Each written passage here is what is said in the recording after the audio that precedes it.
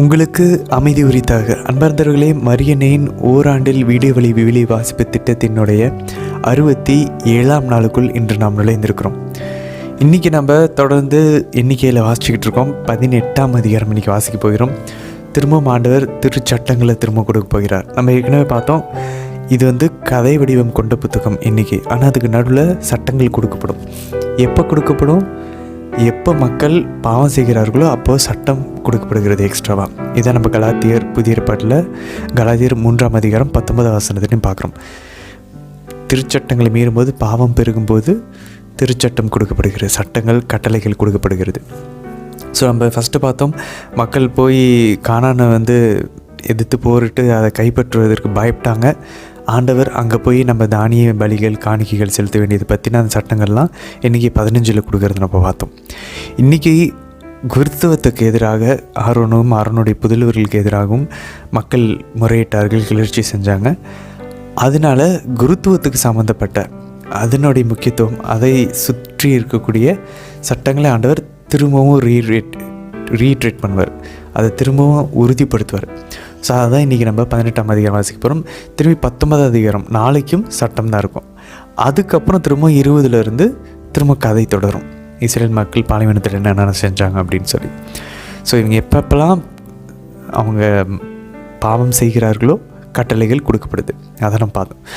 சரி, இணைச்சட்டத்தில் நம்ம தொடர்ந்து இணைச்சட்டம் 12ஆம் அதிகாரம்லேருந்து 26ஆம் அதிகாரம் வரைக்கும் 10 கட்டளைகளினுடைய எக்ஸ்பேன்ஷன், விரிவாக்கம் தான் நம்ம பார்த்துட்ருக்கோம். இது வரைக்கும் 4 கட்டளைகள் பார்த்து முடிச்சாச்சு. கடைசியாக நேற்று நம்ம குருக்கள், நீதி தலைவர்கள், அரசர்கள், இறைவாக்கினர்கள் இவங்களுக்கு பற்றின அந்த சட்டங்கள்லாம் நம்ம பார்த்தோம். இது 4ஆம் கட்டளைக்குள்ளே அடங்கக்கூடிய விஷயங்கள். இப்போது இணைச்சட்டம் இன்றைக்கி 19ஆம் அதிகாரமும் 20ஆம் அதிகாரம் வாசிக்க போகிறோம். இதில் என்ன நம்ம பார்க்க போகிறோன்னா, 5ஆம் கட்டளை, கொலை செய்யாதிருப்பாயாக. ஸோ கொலை செய்வது சம்மந்தப்பட்ட அந்த விஷயங்கள் எல்லாமே அதனுடைய விரிவாக்கமாக இன்றைக்கி நம்ம வாசிப்போம். 21ஆம் அதிகாரம் நாளைக்கும் 21ஆம் அதிகாரமும் இந்த 5வது கட்டளைக்கு சம்மந்தப்பட்டது தான். பட் இன்றைக்கி 2 அதிகாரம் தான், 19, 20 மட்டும் வாசிப்போம் இணைச்சட்டத்தில். கூடவே 3வது வாசகமாக திருப்பாடல் 99. இந்த 99 நம்ம ஆண்டவர் எப்படி மோசேவுக்கும் ஆரோனுக்கும் பதில் கொடுத்தார், அவங்கள காப்பாற்றினார், மக்கள் எல்லாத்தையும் மன்னிச்சார், அதை புகழ்ந்த பாடி ஆண்டவர் பரிசுத்தர் அப்படின்றதை உறுதிப்படுத்தும் விதமாக, திரும்ப அதை நமக்கு எடுத்து சொல்லும் விதமாக இன்றைய திருப்பாடல் அமைகிறது. சரி, இன்றைக்கி 2 கேள்விகள் தான். முதல் கேள்வி என்ன அப்படின்னாக்கா, இன்றைக்கி நம்ம இணைச்சட்டம் 19ஆம் அதிகாரத்தில் வாசிக்கக்கூடிய சட்டங்களில் ஒன்று தானியேல் சூசன்னா கதை. நமக்கு ஞாபகம் இருந்துச்சுன்னா அந்த கதைக்கு ஒரு தொடர்பு இருக்கக்கூடிய ஒரு சட்டம் இன்று வரும். அந்த சட்டத்தை எடுத்து தான் தானியேல் அங்கே பயன்படுத்துவார். அது என்னான்னு நம்ம கவனித்து கொண்டே வாசிப்போம். 2வது, இன்றைக்கி இணைச்சட்டம் 20ஆம் அதிகாரத்தில் ஆண்டவர் ஆபிரகாம், ஈசாக்கு, யாக்கோபு, அப்புறம் யோசேப்பு, மோசே, பின்னாடி யோசுவா, அப்புறம் தாவீது, அப்புறம் தேவமாதா, அப்புறம் ஆண்டவர் இயேசு நம்ம எல்லாருக்கிட்டையும் இன்று ஒவ்வொரு நாளும் திருப்பலி போது நமக்கு சொல்லக்கூடிய அந்த வார்த்தை திரும்பவும் இங்கே ரிப்பீட் ஆகும். அது எந்த இடத்துலன்னு கவனித்து கொண்டே வாசிப்போம். சரி, இன்றைய தினத்திற்கான விவிலிய வாசிப்பகுதிக்குள்ளே ஜெபத்தோடு நம்ம இணையலாம். தந்தை, மகன், தூய ஆவியாரின் பெயராலே ஆமேன். தந்தை இறைவனை அழைத்து ஜெபிப்போம். அருள் நிறைந்த அன்னை மரியே வாழ்க. ஆண்டவர் உம்முடனே, பெண்களுக்குள் ஆசை பெற்றவர் நீரே அம்மா. உம்முடைய திருவயிற்றின் கனியாகிய இயேசு கிறிஸ்துவும் ஆசை பெற்றவரே.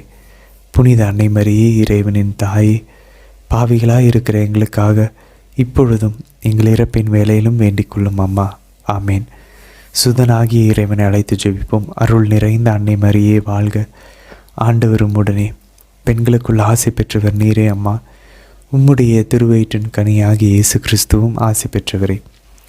புனித அன்னை மரியே, இறைவனின் தாயே, பாவிகளாக இருக்கிற எங்களுக்காக இப்பொழுதும் எங்கள் இறப்பின் வேலையிலும் வேண்டிக் கொள்ளும் அம்மா. ஆமேன். தூய ஆவியானவரை அழைத்து ஜெபிப்போம். அருள் நிறைந்த அன்னை மரியே வாழ்க. ஆண்டவர் உம்முடனே, பெண்களுக்குள் ஆசை பெற்றவர் நீரே அம்மா. உம்முடைய திருவயிற்றின் கனியாகிய இயேசு கிறிஸ்துவும் ஆசை பெற்றவரே. புனித அன்னை மரியே, இறைவனின் தாயே, பாவிகளாக இருக்கிற எங்களுக்காக இப்பொழுதும் எங்கள் இறப்பின் வேலையிலும் வேண்டிக் கொள்ளும் அம்மா. ஆமேன். எண்ணிக்கை அதிகாரம் 18.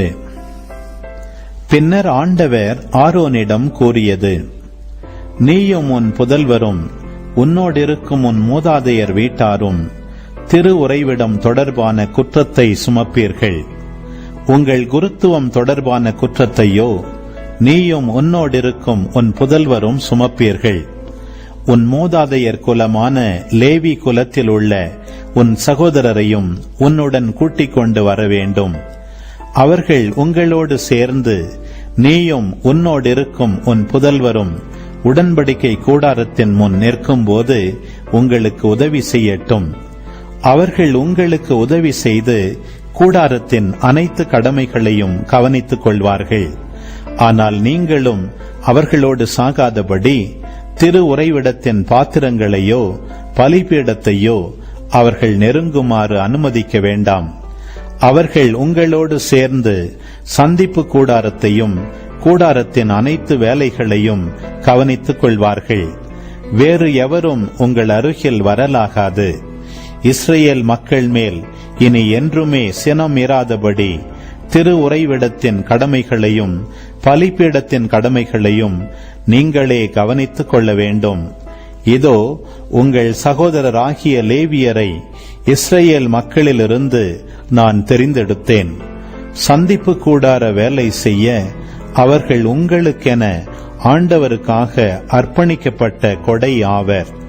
நீயும் உங்களோடிருக்கும் உன் புதல்வரும் உங்கள் குருத்துவத்திற்கு உரியதை, அதாவது பலிபீடம் தொடர்பான அனைத்தையும் தொங்கு திரைக்குள் இருப்பதையும் கவனித்துக் கொள்ளுங்கள். நீங்கள் பணிபுரியும்படி உங்கள் குருத்துவத்தையும் ஒரு கொடையாகவே தருகிறேன். அவற்றை நெருங்குகிற வேறு எவனும் கொல்லப்படுவான். மேலும் ஆண்டவர் ஆரோனிடம் கூறியது, இதோ எனக்கென உயர்த்தி படைக்கப்படும் படையல்களில் உன் பொறுப்பில் காக்கப்படும் எதையும், அதாவது இஸ்ரேல் மக்களின் அர்ப்பணிக்கப்பட்ட பொருள்கள் அனைத்தையும் உங்களுக்கு தந்துவிட்டேன். இது உனக்கும் உன் புதல்வருக்கும் என்றுமுள்ள நியமமாக விளங்கும். நெருப்புக்குட்படாத மிக புனிதமான பொருள்களில் உனக்குரியது இதுவே. அவர்கள் எனக்கு அர்ப்பணிக்கிற அவர்களின் படையல், உணவு படையல், பாவம் போக்கும் படையல், குற்ற நீக்க படையல் ஒவ்வொன்றும் உனக்கும் உன் புதல்வருக்கும் மிகவும் புனிதமானவை. மிகவும் தூய்மையான தலத்தில் நீ அதனை உண்பாய். ஆண்மகன் ஒவ்வொருவனும் அதனின்று உண்ணலாம். அது உனக்கு புனிதமானது. இஸ்ரேல் மக்கள் உயர்த்தி படைக்கும் படையல்களும் அவர்களின் அனைத்து ஆரத்தி படையல்களும் உன்னுடையவையே. இது உனக்கும் உன்னோடிருக்கும் உன் புதல்வர் புதல்வியருக்கும் என்றுமுள்ள நியமமாக விளங்கும். உன் வீட்டில் தீட்டுப்படாத ஒவ்வொருவரும் அதிலிருந்து உண்ணலாம். உயர்தர எண்ணெய், உயர்தர திராட்சரசம், உயர்தர தானியம் அனைத்தையும் அவர்கள் ஆண்டவருக்கு செலுத்தும் முதற் பலன்களையும் நான் உனக்கு தருகிறேன். அவர்களது நிலத்தின் முதற்கனிகளாக அவர்கள் ஆண்டவரிடம் கொண்டு வரும் அனைத்தும் உன்னுடையதே. உன் வீட்டில் தீட்டுப்படாத ஒவ்வொருவரும் அதிலிருந்து உண்ணலாம். இஸ்ரேலில் அர்ப்பணிக்கப்பட்ட பொருள் ஒவ்வொன்றும் உன்னுடையதாக இருக்கும். மனிதராயினும் விலங்காயினும் முதலில் கருப்பை திறக்கும் அனைத்திலும் அவர்கள் ஆண்டவருக்கு படைக்கின்ற ஒவ்வொன்றும் உன்னுடையது. ஆயினும் மனிதரில் தலைப்பேரானவனை நீ மீட்டுக் கொள்வாய். தீட்டான விலங்கின் தலையீற்றையும் நீ மீட்க வேண்டும். 1 மாத காலத்தில் நீ அவற்றை மீட்கும் போது அவற்றின் மீட்பு தொகை தூயக செக்கேல் நிறைப்படி 5 வெள்ளிக்காசுகள் என்று விலை குறிப்பாய். அது 12 கிராம் ஆகும். ஆனால் மாடு, ஆடு, வெள்ளாடு இவற்றின் தலையீற்றை நீ மீட்க வேண்டாம். அவை புனிதமானவை. அவற்றின் இரத்தத்தை நீ பலிபீடத்தின் மேல் தெளிப்பாய். அவற்றின் கொழுப்பை நெருப்பு பலியாக்குவாய். அது ஆண்டவருக்கு உகந்த நறுமணமாக விளங்கும். ஆரத்தி படையலாக அளிக்கப்படும் இறைச்சியான அவற்றின் மார்பகமும் முன்னந்தொடையும் உன்னை சேரும். இஸ்ரேல் மக்கள் ஆண்டவருக்கு உயர்த்தி படைக்கும் புனித படையல்கள் அனைத்தையும் நான் உனக்கும் உன்னோடிருக்கும் உன் புதல்வர் புதல்வியருக்கும் என்றுமுள்ள நியமமாக தருகிறேன். இது உனக்கும் உன்னோடிருக்கும் உன் வழிமரபுக்கும் ஆண்டவர் திருமுன் என்றுமுள்ள உப்பு உடன்படிக்கை ஆகும். மேலும் ஆண்டவர் ஆரோனிடம் கூறியது, அவர்கள் நாட்டில் உனக்கு உரிமை சொத்து ஏதுமில்லை, அவர்களிடையே உனக்கு பங்கும் இல்லை. இஸ்ரேல் மக்களிடையே உனக்கு பங்கும் உரிமை சொத்தும் நானே. இஸ்ரேலின் 10 அனைத்தையும் லேவியருக்கு உரிமை சொத்தாக தந்திருக்கிறேன். சந்திப்பு கூடார பணியில் அவர்கள் ஏற்கும் பங்கிற்கு இதுவே கைமாறு. இது முதல் இஸ்ரேல் மக்கள் சந்திப்பு கூடாரத்தருகில் வரவேண்டாம். வந்தால் அவர்கள் பாவம் சுமந்து மாழ்வர். ஆனால் லேவியர் சந்திப்பு கூடாரத்தில் பணி செய்வர். அவர்கள் குற்றம் அவர்கள் மேலேயே இருக்கும். உங்கள் தலைமுறை தோறும் இது என்றுமுள்ள நியமமாக விளங்கும். இஸ்ரேல் மக்களிடையே அவர்களுக்கு உரிமை சொத்தாக ஏதுமில்லை. இஸ்ரேல் மக்கள் ஆண்டவருக்கு உயர்த்தி படைக்கும் படையலின் 10 நான் லேவியருக்கு உரிமை சொத்தாக கொடுத்தேன். எனவே இஸ்ரேல் மக்களிடையே அவர்களுக்கு உரிமை சொத்து ஏதுமில்லை என்று அவர்களை குறித்து கூறினேன். பின்னர் ஆண்டவர் மோசேயிடம் கூறியது, நீ லேவியரிடம் சொல்ல வேண்டியது, நான் இஸ்ரேல் மக்களிடமிருந்து உங்களுக்கு உரிமை சொத்தாக தந்த 10 அவர்களிடமிருந்து நீங்கள் எடுக்கும்போது நீங்களும் அதிலிருந்து ஒரு படையலை, அதாவது 10 10 ஆண்டவருக்கு உயர்த்தி படைக்க வேண்டும். அவ்வாறளிக்கும் உங்கள் படையல் போரடிக்கும் களத்தின் தானியமாகவும் திராட்சை பழ ஆலையின் ரசமாகவும் கருதப்படும். அப்படியே நீங்களும் இஸ்ரேல் மக்களிடமிருந்து பெற்றுக்கொள்ளுகின்ற உங்கள் 10 அனைத்திலுமிருந்து ஒரு படையலை ஆண்டவருக்கு உயர்த்தி படைப்பீர்கள். இவ்வாறு வரும் ஆண்டவரின் படையலை குரு ஆரோனுக்கு கொடுப்பீர்கள். உங்களுக்கு வரும் கொடைகள் அனைத்திலும் மிகச் சிறந்ததும் தூய்மையானதுமானவற்றை ஆண்டவருக்கு உயர்த்தி படைக்கும் படையலாக அளிக்க வேண்டும்.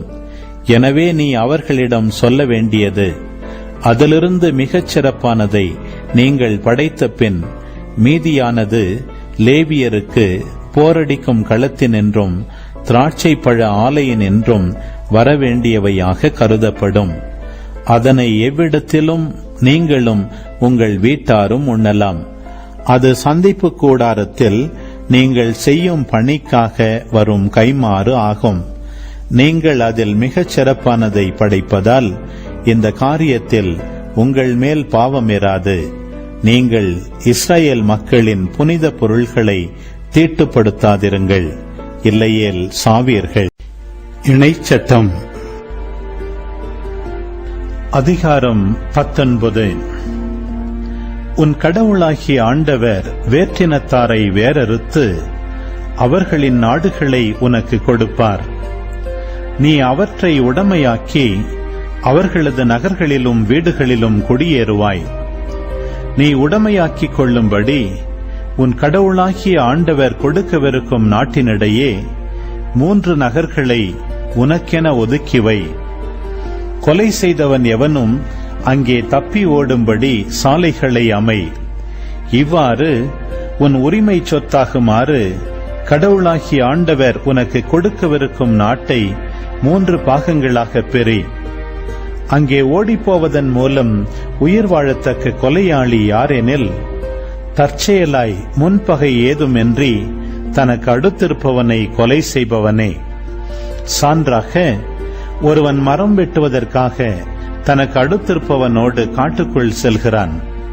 மரத்தை வெட்டுவதற்காக கோடரியை தன் கையால் ஓங்கும்போது கோடரியின் இரும்பு கைப்பிடியின் நின்று கழன்று அடுத்திருப்பவன் மீது விழ அவன் இறந்து போகிறான்.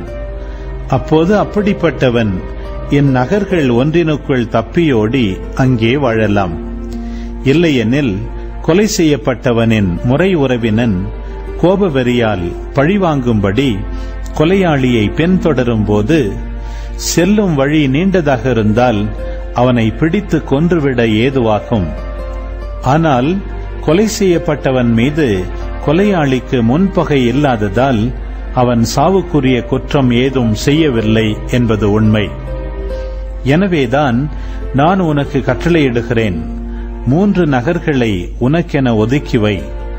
நான் இன்று உனக்கு கட்டளையிடும் எல்லா கட்டளைகளையும் நிறைவேற்றுவதில் நீ கருத்தாயிருந்து உன் கடவுளாகிய ஆண்டவர் மேல் அன்பு கூர்ந்து அவரது வழிகளில் என்றும் நடந்தால் உன் கடவுளாகிய ஆண்டவர் உன் மூதாதையருக்கு வாக்களித்தபடி உனக்கு இந்த நாடுகள் அனைத்தையும் கொடுத்து உன் எல்லைகளை விரிவாக்குவார். அப்போது இன்னும் 3 நகர்களை இந்த நகர்களோடு சேர்த்துக்கொள். இல்லையெனில் நீ உரிமையாக்கிக் கொள்ளும்படி உன் கடவுளாகிய ஆண்டவர் கொடுக்கவிருக்கும் நாட்டில் குற்றமில்லாதவனின் இரத்தம் சிந்தப்படுவதால் உன்மேல் இரத்தப்பழி வரலாம். ஆனால் ஒருவன் தனக்கு அடுத்திருப்பவனை பகைத்து அவனுக்காக பதுங்கியிருந்து அவனை தாக்கி அவனை வெட்டி சாகடித்த பின் இந்த நகர்கள் ஒன்றினுக்குள் ஓடி ஒளிந்தால் அவனது நகர் பெரியோர்கள் ஆள நொப்பி அங்கிருந்து அவனை கொண்டு வந்து கொலை செய்யப்பட்டவனின் முறை உறவினனின் கையில் அவனை ஒப்படைப்பர். இரத்தப்பழிக்காக அவன் சாவான். நீ அவனுக்கு இரக்கம் காட்டாதே. குற்றமில்லாதவனின் இரத்தப்பழியை இஸ்ரவேலில் இருந்து துடைத்துவிடு. அப்போது உனக்கு நலமாகும். நீ உடைமையாக்கிக் கொள்ளும்படி உன் கடவுளாகிய ஆண்டவர் கொடுக்கவிருக்கும் உன் உரிமை சொத்தாகிய நாட்டில் முன்னோர்கள் குறித்துள்ள உனக்கு அடுத்திருப்பவனின் எல்லை கல்லை நகர்த்தி வைக்காதே. ஒருவனது எந்த குற்றத்தையும் எந்த பழிபாவச் செயலையும் உறுதி செய்ய ஒரே சாட்சியின் வாக்குமூலம் போதாது.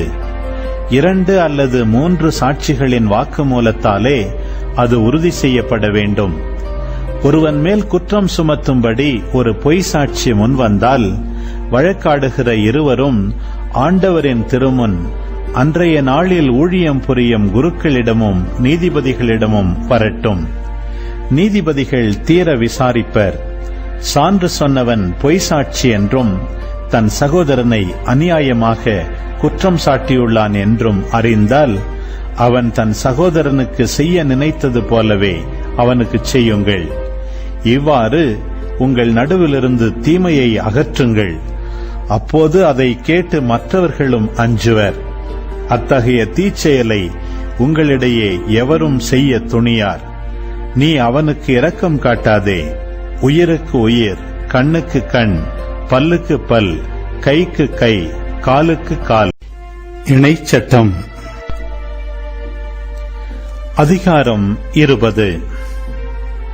நீ உன் பகைவருக்கு எதிராக போருக்கு போகையில் உன்னிடம் உள்ளதை விட மிகுதியான குதிரைகளையும் தேர்களையும் பெரும் படையையும் நீ கண்டால் அவர்களுக்கு அஞ்ச வேண்டாம். ஏனெனில் எகிப்திலிருந்து உன்னை வெளியே கூட்டி வந்த உன் கடவுளாகிய ஆண்டவர் உன்னோடு உள்ளார். நீ போரிடத் தொடங்கும் முன் குருக்கள் முன் வந்து வீரர்களிடம் கூற வேண்டியது: இஸ்ரவேலே கேள், இன்று நீங்கள் உங்கள் பகைவர்களுக்கு எதிராக போர் புரிய முன்வந்துள்ளீர்கள். உங்கள் இதயம் சோர்ந்து போக வேண்டாம், அஞ்ச வேண்டாம், கலங்க வேண்டாம். அவர்களை பார்த்து தத்தளிக்கவும் வேண்டாம். ஏனெனில் உங்களுக்காக உங்கள் பகைவருக்கு எதிராக போர் புரியவும் உங்களை காப்பாற்றவும் உங்கள் கடவுளாகிய ஆண்டவரே உங்களோடு செல்கிறார். அதன்பின் படைத்தலைவர்கள் வீரர்களிடம் கூற வேண்டியது: புது வீட்டை கட்டி அதை அர்ப்பணம் செய்யாதவன் தன் வீட்டுக்கு திரும்பி போகட்டும். அவன் போரில் இறக்க நேரிட்டால் வேறு ஒருவன் அதை அர்ப்பணம் செய்ய வேண்டியிருக்கும். திராட்சை தோட்டம் அமைத்து அதன் பயனை அனுபவிக்காதவன் தன் வீட்டுக்கு திரும்பி போகட்டும். அவன் போரில் இறக்க நேரிட்டால் வேறு ஒருவன் அதன் பயனை அனுபவிக்க வேண்டியிருக்கும். ஒரு பெண்ணை மன உறுதிப்பாடு செய்தும் அவளோடு கூடி வாழாதவன் தன் வீட்டிற்கு திரும்பி போகட்டும். அவன் போரில் இறக்க நேரிட்டால் வேறு ஒருவன் அவளை மணக்க வேண்டியிருக்கும். மீண்டும் படைத்தலைவர்கள் வீரர்களிடம் கூற வேண்டியது: உங்களில் அச்சமுற்று உள்ளம் சோர்ந்திருப்பவன் தன் வீட்டிற்கு திரும்பி போகட்டும். இல்லையெனில் அவன் தோழனும் அவனைப் போல் ஊக்கம் இழந்து விடுவான். இவ்வாறு படைத்தலைவர்கள் வீரர்களிடம் பேசி முடித்த பின் அவர்களை நடத்திச் செல்லும் படை தளபதிகளை நியமிக்கட்டும். ஒரு நகரோடு போரிட நீ அதை நெருங்கும் போது அது சரணடையுமாறு முயற்சி செய். அது சரணடைந்து தன் வாயில்களை உனக்கு திறந்தால் அதிலுள்ள மக்கள் எல்லாரும் உனக்கு அடிமைகளாகி உனக்கு பணிவிடை செய்வர். அது உன்னிடம் சரணடையாது உனக்கு எதிராக போர் தொடுத்தால் நீ அதை முற்றுகையிடு. உன் கடவுளாகிய ஆண்டவர் அதை உன் கையில் ஒப்படைக்கும் போது அதில் உள்ள எல்லா ஆண்களையும் வாளால் கொன்றுவிடு. ஆனால் பெண்களையும் சிறுவர்களையும் ஆடு மாடுகளையும் நகரில் உள்ள அனைத்தையும் உன் கொள்ளை பொருளாக கொள். உன் கடவுளாகிய ஆண்டவர் எதிரியிடமிருந்து உனக்கு கொடுத்துள்ள கொள்ளை பொருள்களை நீ அனுபவிக்கலாம். இந்த நாடுகளை சாராத தொலையில் உள்ள எல்லா நகர்களுக்கும் அவ்வாறே செய்வாய். ஆனால் இந்த மக்களின் நகர்களை உன் கடவுளாகிய ஆண்டவர் உனக்கு உரிமை சொத்தாக கொடுத்துள்ளதால் அதில் உயிர் வாழும் எதையும் கொல்லாமல் விடாதே. இத்தியர், எமோரியர், கானானியர், பெரிசியர், எவ்வியர் மற்றும் எபூசியர் அனைவரையும் உன் கடவுளாகிய ஆண்டவர் கட்டளையிட்டபடி அழித்தொழிப்பாய். அதனால் தங்கள் தெய்வங்களுக்காகச் செய்கின்ற அருவருக்கத்தக்கவற்றை உனக்கு கற்றுக் கொடுத்து உன் கடவுளாகிய ஆண்டவருக்கு எதிராக பாவம் செய்ய உன்னை தூண்ட மாட்டார்கள். ஒரு நகருக்கு எதிராக போர் தொடுத்து நீ அதை நெடுநாள் முற்றுகையிட்டு கைப்பற்றினால் அதில் உள்ள மரங்களை கோடரியால் வெட்டி அழிக்காதே. நீங்கள் அவற்றின் பழங்களை உண்ணலாம், ஆனால் அவற்றை வெட்டலாகாது. வயல்வெளி மரங்கள் உன்னை முற்றுகையிட வரும் மனிதர் அல்லவே. உணவுக்கு உதவாத மரங்கள் என்று உனக்கு தெரிபவற்றை மட்டும் வெட்டி அழிக்கலாம். உன்னோடு போர் புரியும் நகருக்கு எதிராக அதை வீழ்த்தும் வரை அவற்றை கொண்டு முற்றுகை கொத்தளங்களை எழுப்பலாம். திருப்பாடல் 99. ஆண்டவர் ஆட்சி செய்கின்றார், மக்களினத்தார் கலங்குவராக. அவர் கெருபுகள் மீது வீற்றிருக்கின்றார், மண்ணுலகம் நடுநடுங்குவதாக.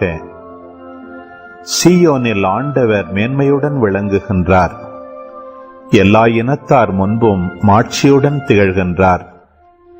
மேன்மையானதும் அஞ்சுதற்கு உரியதுமான அவரது பெயரை அவர்கள் போற்றுவார்களாக. அவரே தூயவர். வல்லமை மிக்க அரசரே, நீதியை நீர் விரும்புகின்றீர், நேர்மையை நிலைக்கச் செய்கின்றீர். யாக்கோபினரிடையே நீதியையும் நேர்மையையும் நீர்தாமே நிலைநாட்டுகின்றீர். நம் கடவுளாகிய ஆண்டவரை பெருமைப்படுத்துங்கள், அவரது அரியணை முன் தாழ்பணிந்து வணங்குங்கள். அவரே தூயவர். மோசேயும் ஆரோனும் அவர்தம் குருக்கள். அவரது பெயரால் மன்றாடுவோருள் சாமுவேலும் ஒருவர். அவர்கள் ஆண்டவரை நோக்கி மன்றாடினர், அவரும் அவர்களுக்கு செவிசாய்த்தார். மேகத்தூணிலிருந்து அவர்களோடு பேசினார். அவர்கள் அவருடைய ஒழுங்குமுறைகளையும் அவர் அவர்களுக்கு தந்த நியமங்களையும் கடைபிடித்தார்கள். எங்கள் கடவுளாகிய ஆண்டவரே, நீர் அவர்களுக்கு செவிசாய்த்தீர். மன்னிக்கும் கடவுளாக உம்மை வெளிப்படுத்தினீர். ஆயினும் அவர்களுடைய தீச்செயல்களுக்காய் நீர் அவர்களை தண்டித்தீர். நம் கடவுளாகிய ஆண்டவரை பெருமைப்படுத்துங்கள், அவரது திருமலையில் அவரை தொழுங்கள். ஏனெனில் நம் கடவுளாகிய ஆண்டவரே தூயவர். ஆமேன். ஆண்டவரே, இந்த நாளுக்கான இந்த இறை வார்த்தைகளுக்காக நன்றி செலுத்துகிறோம். அப்பா, உங்களுடைய இதயத்தை புரிஞ்சு கொண்டு உங்களை என்னாலும் எங்களுடைய முழு இதயத்தோட, முழு ஆன்மாவோட, முழு பலத்தோட, முழு சிந்தையோட உங்களை அன்பு செஞ்சு உண்மை சேவை செய்து உங்களை இன்னும் அதிகமாக தெரிஞ்சுக்கணும். ஆண்டவரே, இந்த உலகத்தில் இருக்கிற எல்லா படைத்து பொருட்கள், இடங்கள், நபர்களை விட உங்களை அதிகமாக அன்பு செய்யக்கூடிய உள்ளத்தை எங்களுக்கு தந்துடலும் ஆண்டவரே. இதனால் நாங்கள் உங்கள் மேலே இருக்கக்கூடிய அன்பால் பற்றி எரிஞ்சு மற்றவங்களையும் உங்ககிட்ட கொண்டு வரணும்ப்பா. அம்மா, நீங்கள் எப்படி ஆண்டவர் இயேசு மேலே அந்த அளவுக்கு அன்பு வச்சுருந்தீங்களோ அதே அளவுக்கு நாங்களும் ஆண்டவர் இயேசுவையும் உங்களை அன்பு செய்ய எங்களுக்கு கற்றுத்தாங்கம்மா. சகல புனிதர்களோட உங்களை விண்ணகத்தில் பார்த்து உங்கள் முகத்தை பார்த்து அம்மானு கூப்பிடணுமா. அப்படிப்பட்ட ஒரு பாக்கியத்தை எங்களுக்கு தந்துடல வேண்டி உங்களை கெஞ்சி கொண்டாடுகிறோம் அம்மா. தந்தை, மகன், தூய ஆவியாரின் பெயராலே ஆமேன். அன்பாந்தர்களே, இன்றைக்கி நம்ம அந்த 2 கேள்விகளுக்கான பதில் நம்ம பார்த்துடலாம். தானியல் சூசனா கதை நமக்கு தெரியும். சூசனா மேலே 2 வயதானவர்கள் தப்பான பழியை போட்டு அவங்க தவறாக நடந்து கொண்டதாக, விபச்சாரம் செய்ததாக அவங்க மேலே பழியை போடுவாங்க. அப்போது சூசனா இல்லைன்னு சொல்லும்போது இவங்க நம்ப மாட்டாங்க. இவங்க 2 பேருமே சொல்லும்போது பொய் சாட்சி சொல்லுவாங்க. அப்போ தானியல் இறைவாக்கினர் அந்த இடத்துல சூசனா காப்பாற்றிட்டு அவர் சொல்லுவார். நம்ம இன்றைக்கி தானியல் 13ஆம் அதிகாரம் 61வது வசனத்தில் வாசிச்சோம்னா தெரியும். நீங்கள் என்னெல்லாம் சூசன்னாவுக்கு பண்ண நீங்கள் நினச்சிங்களோ அது உங்களுக்கும் நடக்கட்டும் அப்படின்னு சொல்லி தானியல் தீர்ப்பு கொடுப்பார். ஸோ அவர் கண்டுபிடிப்பார் இவங்க பொய் சொல்கிறாங்க சூசனாவை பற்றின்னு சொல்லி. அழகான ஒரு கதை, நம்ம அதை பின்னாடி வாசிப்போம்.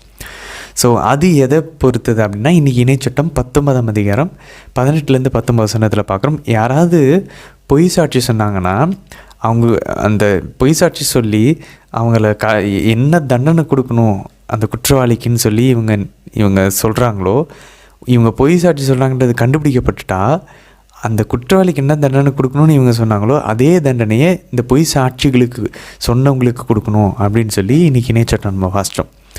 ஸோ அது தானியல் அங்கே நிறைவேற்றுவார் பின்னாடி இந்த இணைச்சட்டத்தை. ஸோ இதை நம்ம ஞாபகத்தில் வச்சுக்கணும். குறிப்பில் நம்ம குறிப்பிட்டு இதை ஞாபகத்தில் வச்சுக்கணும். அது வரும்போது நம்ம ஒப்பிட்டு படிச்சுக்கலாம். 2வது கேள்வி நம்ம பார்த்தோம். ஆபிரகாம், ஈசாக்கு, யாக்கோபு, யோசேப்பு, மோசே, யோசுவா, பின்னாடி தேவமாதா கிட்ட கடைசியாக நடுவில் தாவீது அரசர், கடைசியாக தேவமாதா, அப்புறம் நமக்கு இன்றைக்கி திருப்பலியில் எல்லாம் சொன்ன அதே வார்த்தை இணைச்சட்டம் 20ஆம் அதிகாரம் 1ஆம் வசனத்தில், அவர்களுக்கு அஞ்ச வேண்டாம், ஏனெனில் எகிப்திலிருந்து உங்களை வெளியே கொண்டு வந்த உங்கள் கடவுளாகிய ஆண்டவர் உங்களோடு இருக்கிறார். மாதாவை பார்த்து அதுதான் சொன்னாங்க, அருள் நிறைந்தவரே வாழ்க, ஆண்டவர் உம்மோடு இருக்கிறார். ஒவ்வொரு திருப்பலி முடிஞ்சனும் நமக்கு இதுதான் சொல்லி அனுப்புகிறாங்க. திருப்பலி துவக்கத்துலேயும் தான் சொல்கிறாங்க, ஆண்டவர் உங்களோடு இருப்பாராக. ஸோ இவர்களைப் போல, இந்த மூதாதையர்களைப் போல இஸ்ரேல் மக்களுக்கு இன்றைக்கி சொல்கிறாங்க, புதிய இஸ்ரேலாகிய நம்மக்கிட்டையும் சொல்லி அனுப்புகிறாங்க. நமக்கு ஒரு பணி இருக்கிறது, நற்செய்தி பணி. உலகத்துக்கு எங்கேயும் போய் இவங்க எப்படி போருக்கு போகிறாங்களோ அதே போல் நம்ம ஒரு ஆவிக்குரிய போர். உலகம் சொல்லும் அதெல்லாம் பாவம் இல்லை, பண்ணலாம், எல்லோரும் தானே பண்ணுறாங்கன்னு. நம்ம அதுக்கு எதிராக போர் புரிய வேண்டும். சாத்தானுக்கு எதிராக, நம்மளுடைய உடலுக்கு எதிராக புதிய இஸ்ரேலாக போர் புரியணும். ஆனால் நம்ம தனியாக பண்ண மாட்டோம். நமக்கு ஒரு அம்மா இருக்காங்க, நமக்கு அப்பா இருக்காங்க, நற்கருணை ஆண்டவர் இருக்கார், நமக்குள்ளே வராரு, ஆவியானவர் நமக்குள்ளே வராரு. ஸோ பாருங்களேன், நம்ம பின்னாடி பேதுருவோடைய இதெல்லாம் வாசிப்போம். நம்ம தான் அந்த திருவுறைவிடம். அப்போ திருவுறைவிடத்தில் என்ன இருந்துச்சு? உடன்படிக்கையின் பேழை, மாதா இருக்காங்க. உடன்படிக்கை பேழை எங்கே இருக்கோ அங்கே தந்தை இறைவனின் பிரசன்னமும் இருக்கும். மாதா எங்கே வராங்களோ அங்கே உன்னத கடவுளின் வல்லமையும் வரும். நம்மளோட கூட அந்த திருமுன்னிலையின் அப்பம் இருந்துச்சு, பிரெட் ஆஃப் ப்ரெசன்ஸ். ஆண்டவர் இயேசுவும் இருக்காங்க. நமக்கின்ற நற்கருணை வழியாக நம்மளுடைய திருவுறைவிடத்திற்குள்ளே வராங்க. மாதாவும் நமக்குள்ளே இருக்காங்க. கூட என்ன ஒன்று மிஸ் ஆகுது? ஆவியானவர், மெனோரா, அந்த 7 விளக்கு தண்டு திருவுறைவிடத்துக்குள்ளே இருந்துச்சு. நம்ம வாசிக்கிறோம் 1 கொரிந்தியர் 6:19 நம்ம தான் தூய ஆவியானவருடைய ஆலயம் அப்படின்னு சொல்லி. அப்போ பாருங்கள், நம்ம ஒரு குட்டி டேபர்நாக்கிள், நம்ம ஒரு சின்ன திருவுறைவிடமாக இந்த உலகத்தில் வந்துக்கிட்டு இருக்கோம். பட் ஆனால் நம்ம ஒரு மாற்றத்தை கொண்டு வர மாட்டேங்கிறோம். ஒரு புரட்சி, ஒரு எழுப்புதல் ஏன் வர மாட்டேங்குது?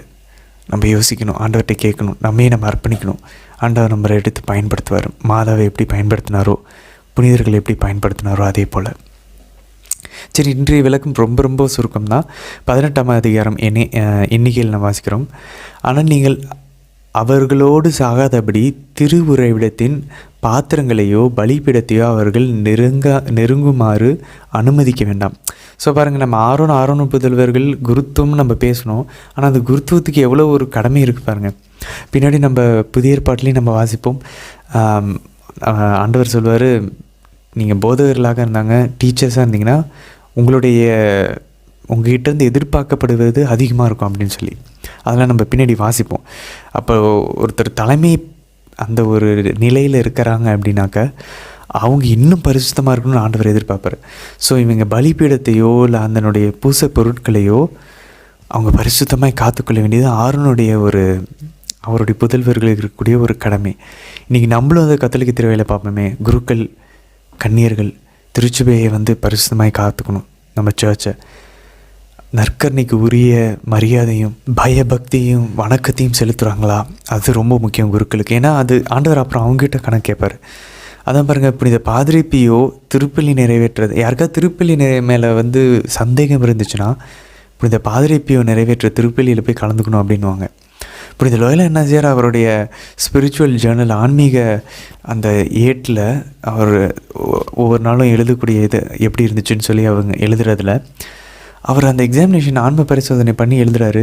இன்றைக்கி நான் பூசோடுப்பு போடும்போது அழுந்துக்கிட்டே போட்டேன், கண்ணீர் இல்லாமல் நான் போடல, இன்றைக்கி மாஸ் ஃபுல்லாக அழுந்துக்கிட்டே வச்சேன். அது சரி, ஏதோ ஒரு நாள் அப்படி சொல்லுவாருன்னு பார்த்தா எல்லா நாளுமே இப்படி இந்த லோயலா என்னாசியார் அப்படி தான் எழுதியிருக்காரு. அவர் அந்த புத்தகத்தில் என்னுடைய முன்னுரையில் வாசிக்கிறோம், 40 நாள் ஃபஸ்ட்டு பகுதியை அந்த ஸ்பிரிச்சுவல் ஜேர்னலில் 40 நாளில் கிட்டத்தட்ட 175 முறை கண்ணீர் விட்டேன், அழுதேன் ஜெபத்தின் போது, அப்படி திருப்பலியின் போதுன்னு சொல்லி எழுதியிருக்காராம். அப்படின்னா ஒரு நாளைக்கு குறைஞ்சது 4 தடவையாவது அழுவாராம்.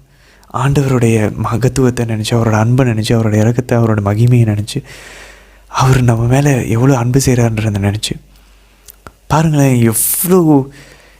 எப்படி புனிதர்கள் நெருக்கமாக கடவுளோடு இருந்திருக்காங்க பாருங்கள். அவங்க ஜெபமெல்லாம் அவ்வளோ நெருக்கமாக உயிரோட்டமாக இருக்குது.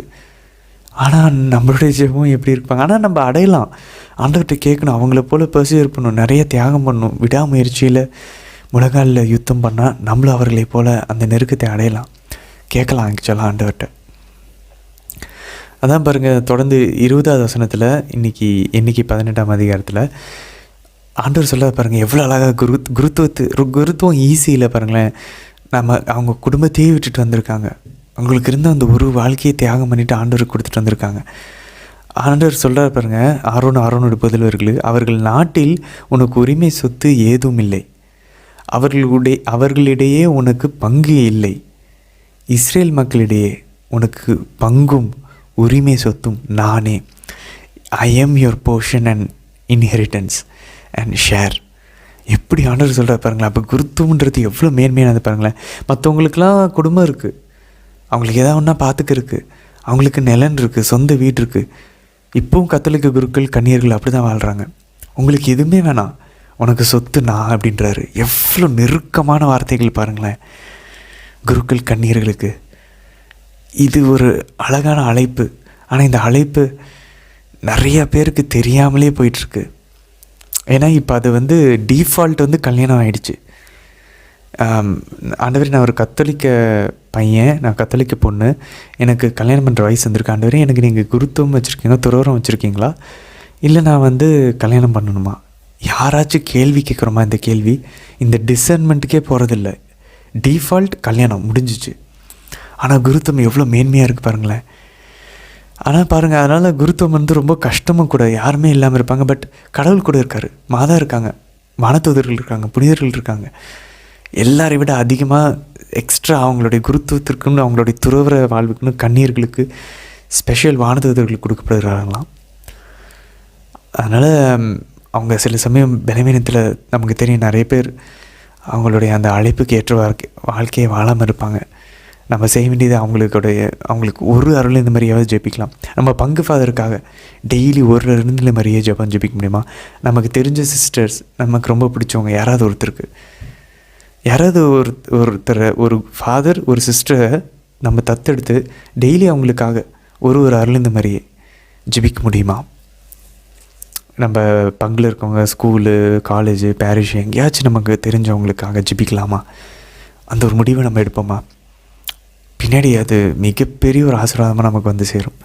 ஏன்னா அவங்களுக்கு தேவைப்படுது. அவங்க பின்னாடி சாத்தான் எல்லா குருக்கள் கன்னியர்கள் பின்னாடி ஒரு பீரங்கி வச்சுட்டு ரெடியாக இருக்காங்க. ஏன்னா அவங்களால ஆன்மாக்கள் மீட்கப்படணும்னு அவங்களுக்கு தெரியும். இப்போ நம்ம பொதுநிலையினர்கள்னால் நம்மளுடைய குடும்பத்தில் இருக்கக்கூடிய பிள்ளைங்க, அம்மா அப்பாவை மட்டும்தான் நம்ம டச் பண்ண முடியும். நம்ம ஃப்ரெண்ட்ஸ் மிஞ்சி போனால் வேலை செய்கிற இடம் லைட்டாக. பட் குருக்கள் கன்னியர்கள் நிறைய பேர் அவங்களுடைய தொடர்பில் வருவாங்க. அத்தனை ஆன்மாக்களுக்கும் அவங்க ஆண்டவரை அறிவிக்க முடியும். அத்தனை ஆயிரக்கணக்கான ஆன்மாக்களை அவங்க மீட்டு கொண்டு போக முடியும். அதனால் அவங்கள வந்து தோய்வுக்கு வர வச்சு, அவங்கள பாவத்தில் விழ வச்சு, பலவீனத்தில் வர வச்சு, வறண்ட நிலை கூட்டு போகிறது தான் சாத்தானுடைய வேலையாக இருக்கும். அதனால் நம்மளுடைய ஜெபம் அவங்களுக்கு தேவைப்படுது. கண்டிப்பாக அவங்களுக்காக நம்ம ஜெபிக்கணும். இன்னொரு ரொம்ப இன்ட்ரெஸ்டிங்கான ஒரு விஷயம் பாருங்கள்.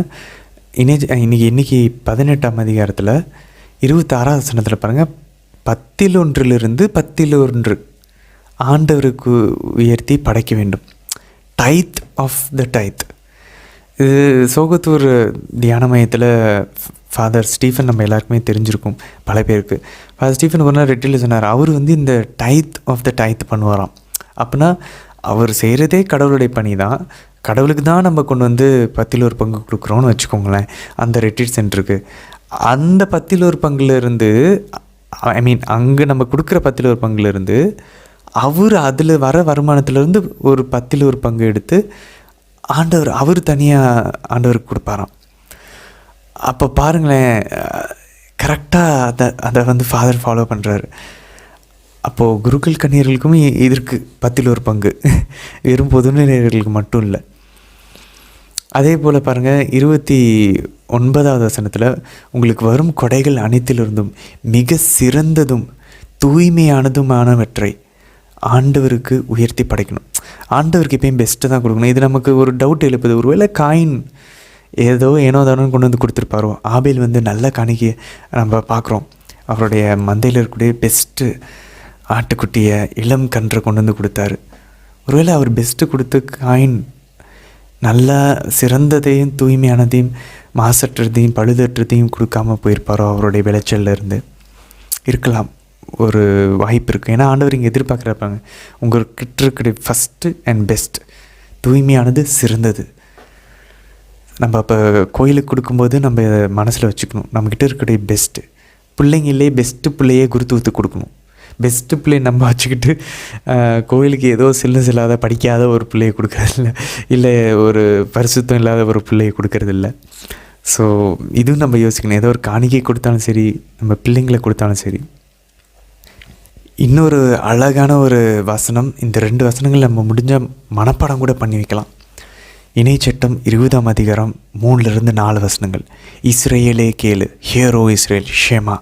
நம்ம ஏற்கனவே பார்த்தோம் இல்லையா, கேளு இஸ்ரேலே கேள், இன்று நீங்கள் உங்கள் பகைவருக்கு எதிராக போர் புரிய முன்வந்துள்ளீர்கள். நம்ம அதை யோசிச்சோன்னா ஆவிக்குரிய போர், உடலுக்கும் உலகத்துக்கும் சாத்தானுக்கு எதிராக நம்ம போர் புரிய வந்திருக்கோம். அந்த வசனம் சொல்லுது பாருங்கள், உங்கள் இதயம் சோர்ந்து போக வேண்டாம். ஃபஸ்ட்டு. செகண்டு, அஞ்ச வேண்டாம். தேர்டு, கலங்க வேண்டாம். ஃபோர்த்து, அவர்களை பார்த்து தத்தளிக்க வேண்டாம். ஏன்? ஃபிஃப்த்து, ஏனெனில் உங்களுக்காக உங்கள் பகைவருக்கு எதிராக போர் புரியவும் உங்களை காப்பாற்றவும் உங்கள் கடவுளாகிய ஆண்டவரே உங்களோடு செல்கிறார். சிம்பிள். நம்ம வாழ்க்கையின எல்லா உலக பிரகாரமான சவால்களுக்கும் சரி, ஆவிக்குரிய சவால்களுக்கும் சரி, நம்ம ஒரு எக்ஸாம் எழுத போகிறோம், இன்டர்வியூக்கு போகிறோம், ஒரு பாவத்தை எதிர்த்து போராட்டிருக்கோம், ஒரு பிஸ்னஸ் ஸ்டார்ட் பண்ணுறோம், ஒரு ப்ராஜெக்டை நம்ம ஸ்டார்ட் பண்ணுறோம், அன்றாட வாழ்க்கையில் நம்ம கூட்டி பெருக்கிறோம், சமையல் ஆரம்பிக்கிறோம், ஒரு பயணத்தை தொடர்றோம். எல்லாத்துலேயுமே ஆண்டவர் என்னோடு இருக்கிறார். அதனால நான் மனம் சோர்ந்து போக மாட்டேன், அஞ்ச மாட்டேன், கலங்க மாட்டேன், தத்தளிக்க மாட்டேன். ஏன்னா ஆண்டவரே எங்களோடு செல்கிறார், ஆண்டவரே என்னோடு செல்கிறார். அன்பாந்தவரே, இந்த ஒரு மனசை இதை நம்ம மனப்பாடம் பண்ணுவோம். இந்த 5 விஷயத்தை எப்போ பயம் வருதோ அதை திருப்பி சொல்லுவோம். நான் மனம் சோர்ந்து போக மாட்டேன், அஞ்ச மாட்டேன், கலங்க மாட்டேன், தத்தளிக்க மாட்டேன். ஆண்டவர் என்னோடு செல்வார், ஆண்டவர் என்னோடு இருக்கிறார். இதை மனப்பாடம் பண்ணி வச்சுக்குவோம். எப்பப்பெல்லாம் மனசு சோர்ந்து போது பயம் வருதோ இதை நம்ம சொல்ல முயற்சிப்போம். தொடர்ந்து பயணிப்போம் அன்பாந்தவர்களே. நாளை தினத்திற்கான வீடியோவில் சந்திக்கலாம். ஆமீன்.